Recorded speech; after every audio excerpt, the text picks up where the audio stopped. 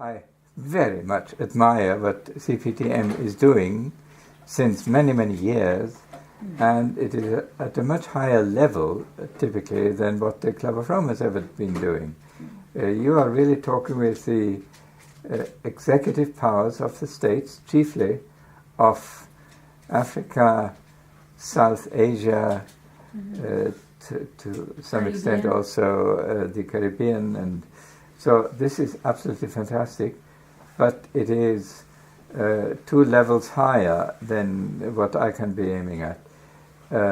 So my great gratitude and admiration for what you're doing. When Anders and I were in a search committee to identify a new president for the Club of Rome in Bucharest. I said, I made a number of proposals, I believe good proposals, and then I said to Ashok Kozla, who was then president, co-president, together with Eberhard von Körber, that it will take half a year until those celebrities say yes. So you will have to continue for that time. And then Ashok said to me, under no circumstances will I. And I know exactly the same for Eberhard von Körber. Unless you, Anders and Ernst, are prepared to be candidates for the presidency, the Club of Rome will be finished in less than half a year. That was the situation we encountered in Bucharest. It was a blackmail. And finally, Anders and I looked at each other and said, well, perhaps for half a year we do it, and in the meantime we find somebody. But all our attempts to find a real celebrity person, my favorite would have been Tarja Halonen, who used to be the president of Finland. And I knew her very well from the time when she and Benjamin Mkapa from Tanzania were the co-chairs of an ILO group on the social dimension of globalization. Bill Brett too. Yeah, he was there, of course, great guy. And I was sort of the representative of Parliament. At the time I was member of Parliament in Germany. And anyway, I wanted Tarja Halonen to step in. She just had retired as president of Finland. Anders and I immediately felt we need to sort of reinvent the Club of Rome. It was simply not good enough to repeat 40 years the message of the limits to growth. Although it was a good message, no doubt, but it was no longer new. And people did not really respond. Related to it. And then, what Anders did was great. He advised the Swedish government after the Paris Agreement on climate how to implement that in Sweden. And now it turns out that Sweden is the best country of the world in implementing the Paris Agreement. It was Anders' work, which is absolutely fantastic. I admire that. And I took the initiative more or less at the same time in early 2015 to conceive of a new written document that would help redefine the agenda for the Club of Rome. And even in the very first draft, it had 3 separate segments, parts. First, diagnosing that the continuation of current trends would lead into disaster, ecological disaster, including population increase. The second, the observation that there is a philosophical crisis in the leadership of the world. Let me give you one example. That was, I discovered that example in 2016 only. In 15 I had different examples, but the one I'm now telling is the most striking. So, the countries of the world, with their diplomats in Paris, including high-ranking people, committed themselves to do something for climate, which was very good. And then, a few days or a few weeks later, the message of Paris arrived at the capitals of the world. Yeah. In Douala, in Kuala Lumpur, No, I was in Dar es Salaam. in Dar es Salaam, Great- but great equally in Berlin or in London. And in all capitals of the world, the reaction was more or less the same. Well, yes, we have to do something about climate, but it's going to be inordinately expensive. So what we need is more growth, growth, growth. That was the only message coming out of Paris. And now everybody knowledgeable about climate knows that what we call growth makes climate hopeless. You know? So we are very good physicians in terms of diagnosing the disease. But our therapy is the opposite of right. That's a paradox of it. Meaning, we're talking about. We are crooked in our brain. Yeah. We know what we want, and what we then do is the opposite of what we want. It's pollution. It's pollution, in effect. So, we felt we are in the midst of a deep philosophical crisis. And this was not an anti-growth propaganda from our side, but an intellectual discovery. So the second part of the book, starting actually with Pope Francis, his encyclical Laudato Si, says we are in a philosophical crisis. The continuation of greediness, of selfishness, of utilitarian thinking, of rivalry in all aspects is a suicidal program. We need a new mode of thinking. And this we call a new enlightenment.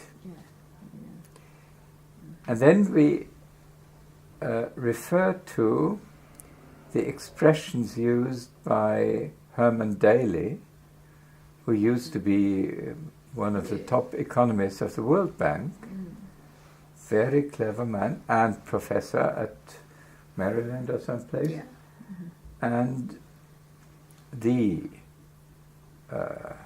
inventor, if you wish, of ecological economics, great guy. And he distinguishes the empty world from the full world. But the empty world, that was 18th century, when the European Enlightenment took place, when all the religions of the world were created, Islam, Christianity, Judaism, Buddhism, Shintoism, wherever you can look, they were all emerging in the empty world. when humanity was small and nature was gigantic and dangerous. I mean, there were lots of dangerous animals around, including parasites, but also lions and what have you. So, it was perfectly understandable that religions were mostly anthropocentric. Yeah. That's a We were fact. discussing last week with the judge. And so, in the full world, everything is different. We now call it the Anthropocene. And we have a picture in this book Yeah. in which we show how the maybe a little. Yeah, here it is. Oh, great, thank you. So here is the picture. It's 24 different trends. This is human trends, like mobility, transportation. It's what I was talking about. Yeah. And here is the reaction of nature, like carbon dioxide increasing. And so this Anthropocene, at one glance you see, this is not sustainable. It can't. And then we have a little calculation. Here is a big pig farm. And it was calculated that the combined body weight of vertebrates on Earth can be distributed in 3 categories. One is we humans, we are also vertebrates. The other is the animals that we cultivate to eat them or to ride them or whatever. And the third is the wild living vertebrates, like elephants or sea lions or whatever. Or tigers. Yeah, tigers, okay. And now the percentage is the following. We have that here. 30% of the body weight of vertebrates is humans. 30%. 67% is the animals we cultivate. And 3% is left for wild animals. You know? This is today's reality, in which it is no longer legitimate to say, like it is in the Bible,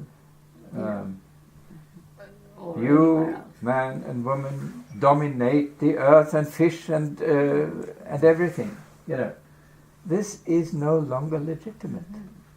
We have to become friends with nature, and that's a different mentality.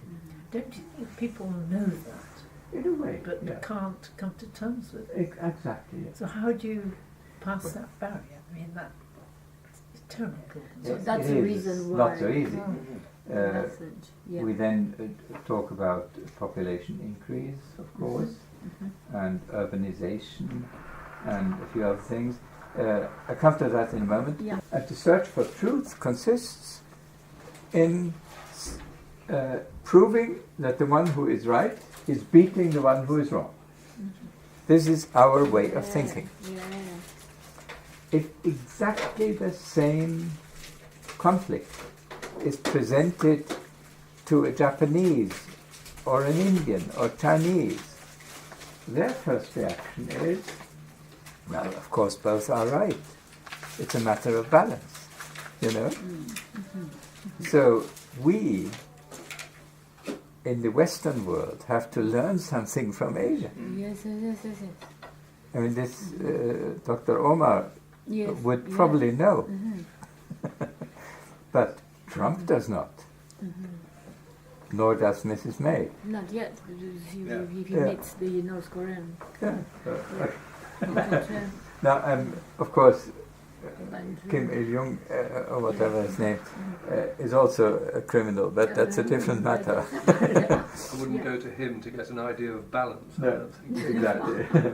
So, But we say going this, back to the in the second part, Second we part. say balance is necessary for all the things where you can't say one is right and the other is wrong. this is- Like the left wing in the political parties always say justice, which is good. Mhm. And the right wing say we need rewards for achievement. And they're also right. Mhm. You need both. You need a balance, you know. And so this is part 2. So it's a philosophical It's a philosophical Okay, thing, but philosophical highly political, of perspective, course. highly political, yeah. And then we say, But it is related to this new type of enlightenment. We exactly, need to yeah, that's a invent new enlightenment. religion. Also that. Don't you? Yeah, Could very religion well or be further imagined one. developed. Yes. And Ernst, just still on that that part. Yeah, Of course, there is this kind of Steven Pinker, of course. the Enlightenment now, I know. and it's quite a lot. It's related to humanism or whatever. I mean, I don't remember if we. I think you did mention No, humanism. When not- we not wrote this Steven book, Pinker, not Pinker's this book was not published No, yet. no, it was just published. But we But- say explicitly that there are It's too humanistic. current fashionable appeals to a new enlightenment. Articulation, exactly. There are a That- lot that's- of books about God. When did Also- God enter the human soul? You know, very primitive. Following it through, which in a way is following that discussion through in a different concept. It's not Yeah. making sides, it's not saying one's right, one's Yeah, wrong. no. And Right. it even takes people Yeah. who have no I belief. mean, that is a good But development. it must mean Yeah. that that is growing. There's a cult that's absolutely. pushing that, Yeah. which is But Steven totally No, Pinker- Steven is Steven Pinker is a very clever man. Yes. It's very No doubt. interesting the But way he brought it. Essentially, what he Yeah. wants is returning to the old enlightenment. Yeah, exactly. It's a humor. It is not. I mean, not- there is a wonderful Yeah, review of Pinker's Yeah. book in The Yeah. Guardian. I think this Which is the one. says- Yeah, that's very good. You have it, Exactly, yeah. great. No, because Which that's, says that Yeah. Pinker is not in need of any philosopher after Immanuel Kant. Mhm. You know. Great though Kant was. Yeah, Kant was great, no doubt, but nevertheless, The it's the reason- past. Ernst, the reason why, because there will be some of our smart partners who are very preoccupied of that, probably watching this, if we agree, Yeah, is sure. an interesting thing to share with everybody.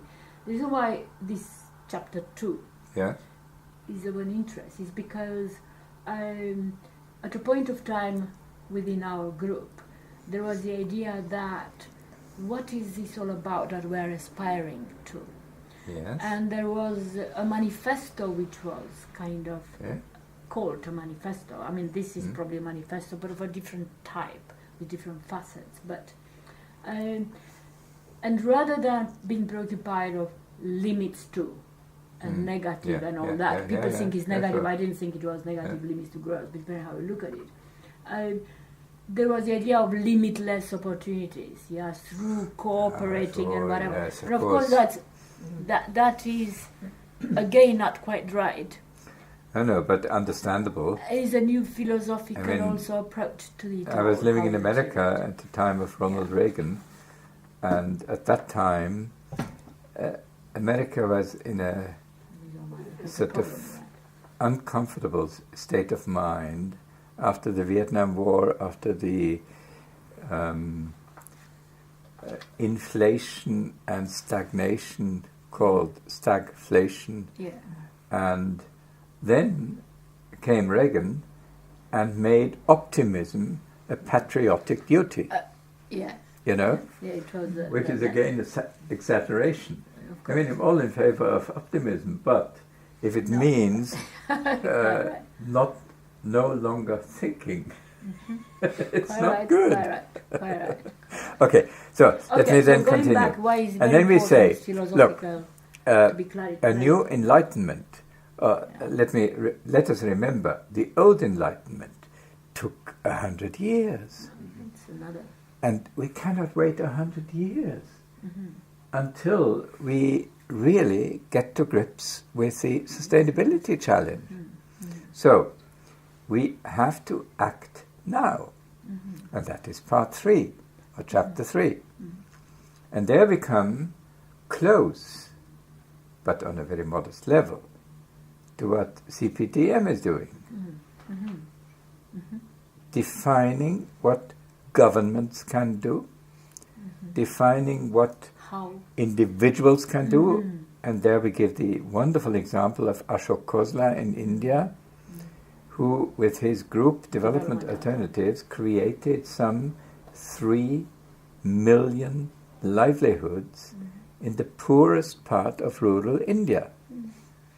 And he just did it, regardless of the world markets and regardless of all the economists who say this is rubbish, etc. He did it. And then we talk about energy, which actually was to a very large extent coming from Germany. The energy transition with the decentralization of energy production with the renewable energies. I was member of parliament when we decided this law, the feed-in tariff law, and I was quite proud of it, which meant that the monopoly or oligopoly of the utilities got eroded. And now people in Swaziland or in Cameroon or someplace who don't have a lot of capital can do their energy needs themselves, which is fantastic. So it is also a decentralization of power in both senses. And we talk about alternative agriculture. The present industrialized agriculture is destroying the soils and biodiversity. This can't go on.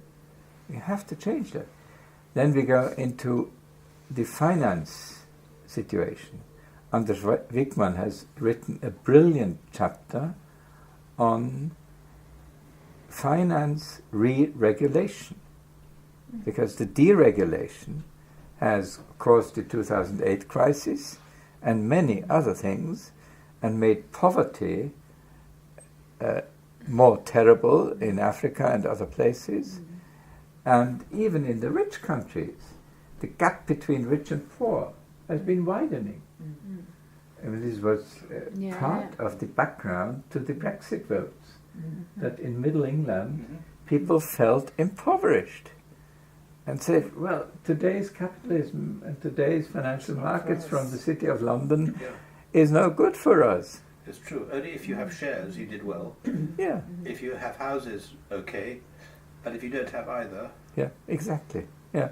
So, the need for re-regulating financial markets is central. And then we go further and further. One of the interesting novel ideas is from a friend of mine who unfortunately died in the meantime. He lived in Hamburg. He said we need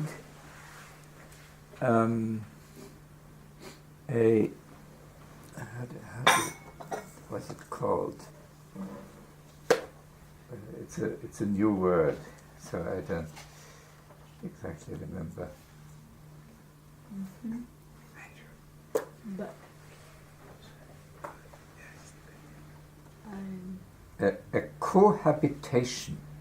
yeah. Cohabitation. Each government needs a ministry of cohabitation.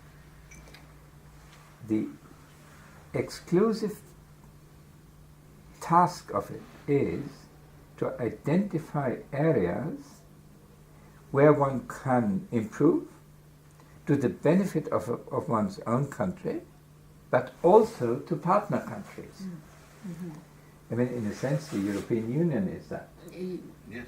It has been the development of cohabitation as a common win-win situation. That's the idea of the smart partnership. Exactly. That's how That's it came very about. close to that. From individual countries, Right. institutions. That's how it came about. And so we also go into your domain without sufficiently acknowledging Wow. what you're doing. Well, but that's okay. Anyway, No problem. so the book at the end of the day is optimistic. We can do things. We can change things. But unless we also go simultaneously through the troubles of new thinking and new enlightenment, the likelihood of our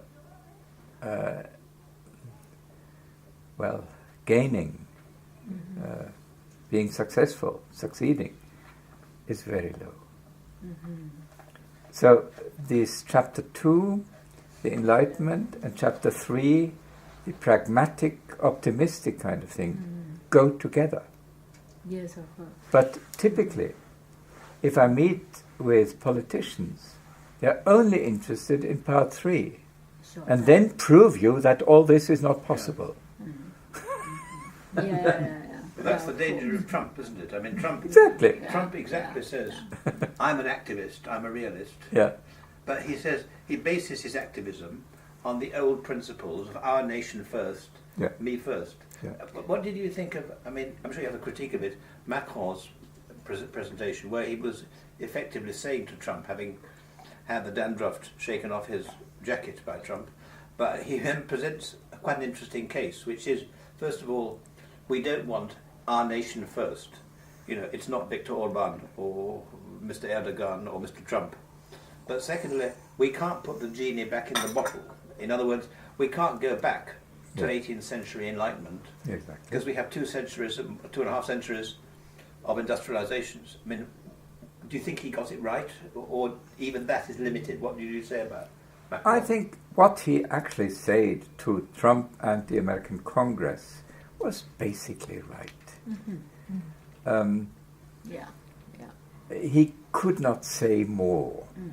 That would have been offending the United States. It was quite brave, wasn't it? He was Yeah. quite brave to say I what think he it did. was To brave. say what he That's said. very. Yes. And Yes. so I I'm think that's- basically all He in was favor. very And I'm good. embarrassed that the German government is not really supporting Exactly. him. That's an embarrassment. Supporting the approach, which yeah. is quite. Well, yeah. Mrs. Merkel Special. is basically on his side. Yes. Yeah. But the Bavarian friends of her, Uh-huh. they are so obsessed with Islamic I immigration know. Yeah. and do nothing in the direction of Macron. And some in East Germany also. Some Yeah, you know, East Germany is not nearly just the as bad. Bavarians. Yeah, that's Ju- correct. Just so I mean, somehow this command that is going to be launched Yeah, in English. Yeah. In about an hour or so. Yeah. At Chatham House. So we're very happy that you. I mean, it's more than an hour, but we're very happy that you kind of tend to sort of talk about it, and already our group is aware of it. It's in a way, as a message, these 3-4 parts that you mentioned, very much tuned towards a common future. Mhm. That it is that Yeah. the Commonwealth overall. Yeah. Yeah. And things like cohabitation go Yeah. far beyond limits to growth. No. Of course. It's really constructive. I mean, it invites people to think anew and get together There's a lot of like evidence. you are doing. Yeah, all there's the a lot time. of evidence from the 30 years or so of this group Yeah. in Yeah, that's a fantastic. kind of oasis in a global context. But there are about 52 countries, quite different everywhere. And the idea was that what do we think that could happen to this message? How do you think this message could kind of because there are think tanks. We have think tanking that is ongoing, one from another, and so on. Chatham House is one of the best known. Sure. Yeah, we adopted Chatham House rule. We had to give it a name when people Very come nice, here. very There are no nice. more Yeah, heads of very government, good. no more this, no more that. Yeah. So they feel very comfortable here or wherever they go in smart partnership context. So what do you think, for instance, Chatham House might facilitate in relation to this message? Or how, not Chatham House as such per se, but a think tank. Think Yeah, tanks, sure, they're, yeah? Well, our attitude is not that of a teacher. No, there is not Our a- attitude is an invitation. an inspiration. So we are very happy and proud being able to launch the thing in Chatham House, but we expect them to be infested Mm-hmm. by that kind of thinking, Mm-hmm. which is not utopian, Mm-hmm. but it is also definitely not conventional. Mm-hmm. It is action-oriented with a strong element of philosophical work. What do you need? How do you plan to take it forward? I mean, you must have ideas about how you want to take these themes forward. Are you going to do it in a plan for the Changing Club of Rome and take, say, each of the chapters and work them through, or bring people in order Well, to it will be- escalate it more widely? Or? We don't have one strategy. In a sense, we are opportunistic. Yes. You have to Yes, be. yes, yes. Yeah. We will have our celebration of In the October. Club of Rome in Rome, and hope to have Cardinal Turkson, who is, I believe, from Nigeria, I'm not quite sure, Mhm. who is sort of the main ghostwriter of Laudato Si. Yeah. Mhm. And if he and Pope Francis realize that the Club of Rome, not the Club of Sydney, Yeah. is The papal city. is But- there. Actually, no, Ernst, now that you just pointed towards that, I mean, is the notion of club, when the limits and the club Yeah. had to give it a name to this group, it was a club of, on the same wavelengths, individuals, Yeah, more or powerful, less. Yeah, yeah. powerful in their persuasion and Yeah. the whatever. So, well, there are even more, one would say, blogs, clubs, and things Oh, of that sure, yeah. nature now, to the point that actually don't distinguish one from another. Sure. And of course, Rome was Rome, and still Rome, and it inspires what Yeah. it was. And it's not Rome in Italy. No, of course. Aha. So, And anyway, we are should you very, have a very new happy name? having you as a member of the Club of Yeah. Rome, with all your connections yeah. into Kuala Lumpur or in Accra Well, I or mean, wherever. it wasn't the idea about geographical. No, but nevertheless, it's It's an important. inverted comma. There is We a have focus. increased the number of Africans, of Asians yeah, again, they're quite and that is very yeah. important for us. Yeah, Also Latin Americans. yeah. And today's world is 80% so-called developing countries. I mean, this will So- appeal very much the part Yeah. of it. So if you can help Yeah, getting resonance that is what. From, It's dissemination. isn't it? developing countries saying, oh boy, this Club of Rome is not another arrogant think tank from the north. Mhm. Uh, That's what it is quite explicit in diagnosing what the north has done wrong, including on the philosophical level. Yeah, that's it. And it That it would invites appeal. new Mm. perspectives. Very And So if resonance very well comes, put. I mean, also at the end we have some blurbs. You may have seen them. Rob, do you have any views which you want to add? So we have, for instance, we have Gilberto Gallopin Yes. from Argentina. He says, as one of the Latin American critics of the first report of the Club of Rome, Limits to Growth, I welcome the change in focus of its new report towards tackling the fundamental causes and potential solutions of the planetary predicament. Yeah. No, that's So he that's understands very, that yes, that's very good. the new enlightenment, he explicitly mentioned it, Yeah. is something Yeah. for the critics Mhm. of the northern arrogance Mhm. that to an extent was part of Limits to Growth. Yes. Yes. Because in 1972 to say, now it's Limits to Growth, we in the north have already done our thing, and you please stop growing. Mhm. Mhm. That's the way it was interpreted. Yeah. But we have the advantage now that we don't have the Cold War, because in the Cold War it was in the interests of each side Yeah, to try and take the developing nations right, onto their side. absolutely. We don't have that. We have other problems, but we don't have that US-Soviet conflict in the same way. Anyway, I mean, we don't have good relations, you know. But I think that's an improvement. It does Absolutely. mean the West giving things up, doesn't Yeah, it? sure. Which is always Yeah, difficult. absolutely. I know. I think And that's what- one of the hardest things. To attract the young ones, I think we need to Yeah. go in a few They're minutes. the ones who've been most. To attract the young ones, and I know there Yeah. was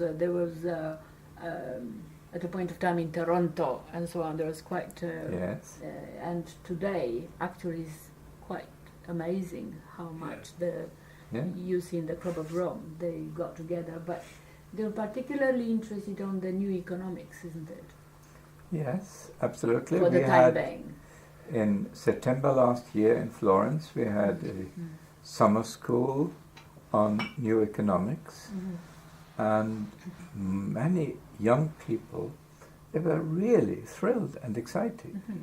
And actually the meeting in which Anders is now at Chatham House is about the way of continuation and linking it to this one. This was not in existence at the time. No. I mean, from our own group, we had in the last week, every day, we call Smart 29ers. Yeah, Oh, yes, youth. yeah. We're part and parcel, but quite a lot of interested in, obviously, bringing in issues of limitless, as they see it, for data of one kind or another. But I mean, you would say that they are not aware of, but they do have a different philosophy already, a different type of, which could be interpreted different enlightenment, if only you pick up the signals Absolutely. from them, Yeah. and fits very, very well. Well, I suppose we need to close this, and Thank you. thank you very much. Yes. And Oh, thank you. you came here before, and Yeah, I know. we the limits to privatization before, and Yeah. very, very good that we continue to have kind of first Yeah. encounter with where Club of Rome is.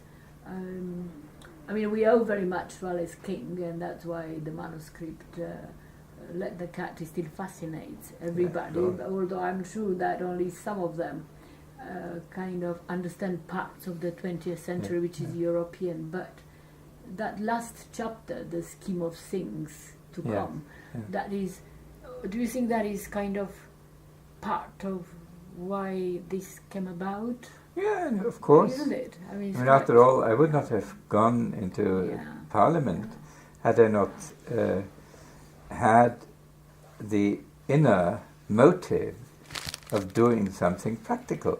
and That kind helps. of with a change. resonance. Yeah, of course, yeah. Okay, and I suppose because we are almost, not quite, but almost at the end of the Commonwealth week, Yeah. the Commonwealth heads of government